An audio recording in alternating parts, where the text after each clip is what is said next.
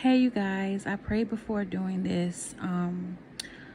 So I just wanted to show you guys how I show my family, which are new believers, how I read the Bible and how I break down the Bible to understand the Bible. So today we're at Matthew 6:9-13, the New International Version. I'll start out with this. Our Father in heaven. I always go verse by verse or sentence by sentence. Our Father in heaven, which means in heaven, hallowed be thy name or your name. Now, sometimes we don't really understand, or we'll just skip past the word hallowed.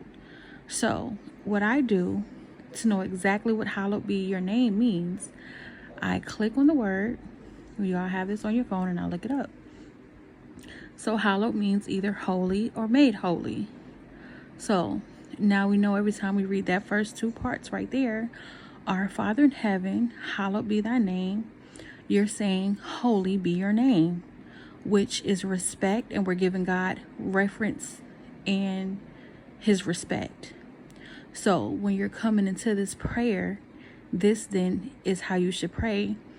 The first two sentences or the first two lines, you're calling out to God before even asking him for anything or saying anything to him. You're beginning to say, our Father in heaven, holy be your name. So that's a way to look at it. Your kingdom come. Now, we read this scripture so much, sometimes we don't really understand, like, what does your kingdom come mean? We just say it without even thinking about it. So I'm going to click on kingdom. And I'm not saying that every definition will fit it, because God meant what he meant in his word. But let's just look it up to see what kingdom means. It's a realm or a domain. The second one is a country, state, or territory ruled by a king or queen. And we know God is a king. We know Jesus is king. The spiritual realm or authority of God. So kingdom can mean so many different things.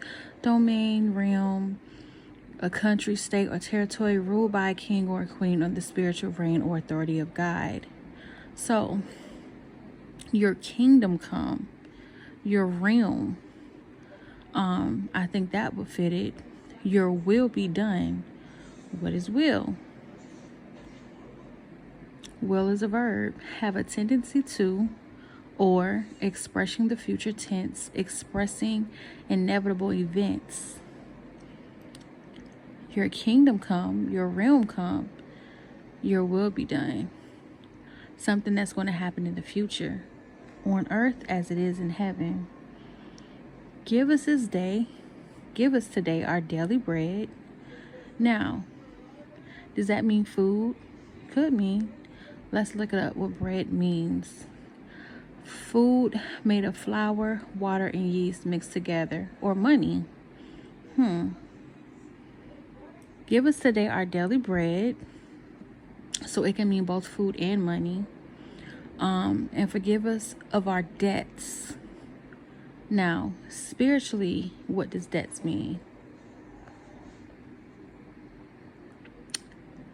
If you look up the dictionary, it's a bill or indebtedness.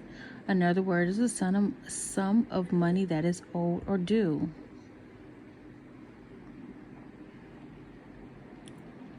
I think it could also mean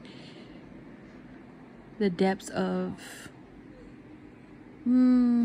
maybe dealing with some type of unforgiveness or something maybe we've done, because we know that debt is something that we do kind of owe, in the natural realm. So think about that the same way within the spiritual. As we have also forgiven our debtors, and lead us not into temptation. What does temptation mean? Temptation is desire to engage in the short-term urges for enjoyment that threatens long-term goals. Okay. But deliver us from the evil one. Let's get even deeper with deliver us. bring, hand over, or provide something promised or expected. Okay. So, our Father in heaven, hallowed or holy be your name. Your kingdom come, your realm, your will be done. Something that could be future tense. On earth as it is in heaven. And there's so many ways to look at this, but this is how I'm reading it. Give us this day our daily bread. We read that can mean money or food or something else very deep and spiritual. Whatever God means by that. And forgive us our debts as we also forgive our debtors. And lead us not into temptation, but deliver us from the evil one. The reason why I wanted to go into this, because a lot of people read the Bible and they don't understand it. But looking up words that you don't know can and will help you understand what God is really saying in his word. And the more closer you get to his word, the more closer you get to him, because we know that the word does say he is his word and the word was him. And the more you begin to feel him and understand him, and it's like he's talking to you, other than just reading it and not understanding it at all, or just bypassing stuff that you don't understand. I hope this helps. You can leave comments below. If you disagree with anything I said, you can also leave those comments below. Everybody has their own opinions and ideas. That's why they're opinions. But other than that, I'll be doing more of these, and I hope this helps. God bless.